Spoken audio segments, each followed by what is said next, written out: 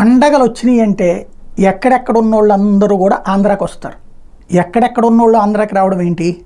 ఇక్కడ ఉన్నోళ్ళు అక్కడికి వెళ్ళి ఉద్యోగాలు చేస్తూ తల్లిదండ్రులు, కుటుంబ సభ్యులు, ఇక్కడ ఉండేవాళ్ళు భార్యా పిల్లల్ని ఇక్కడ వదిలేసి వేరే చోట్లకు ఉద్యోగాలకు వెళ్ళిపోయినటువంటి వాళ్ళు.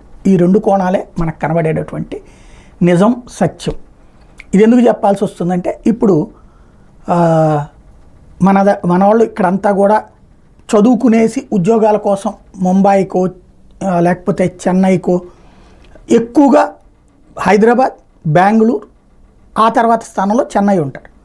వాళ్ళందరూ పండగలప్పుడు ఇక్కడికి వచ్చేయాలనుకుంటారు. ఎస్పెషల్లీ సంక్రాంతి లాంటప్పుడు 3 రోజుల పాటు సెలవులు వస్తాయి కాబట్టి, దసరా లాంటప్పుడు 2-3 రోజులు సెలవులు వస్తాయి కాబట్టి రైల్వే శాఖ ఇప్పుడు ఇదివరకటి రోజుల్లో 30 రోజుల ముందు రిజర్వేషన్, తర్వాత 60-90 ఇట్లా చేసేటప్పటికి ఇప్పుడు పండగ టిక్కెట్లు ఇప్పుడే అయిపోయింది.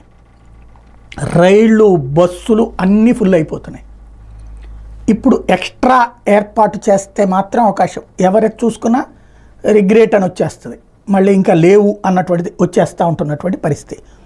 అంటే ఎప్పుడో జనవరిలో వచ్చేటటువంటి దానికి ఇప్పుడే టిక్కెట్లు లేనటువంటి పరిస్థితి ఉందంటే ఎలా ఉందో అర్థం చేసుకోవచ్చు.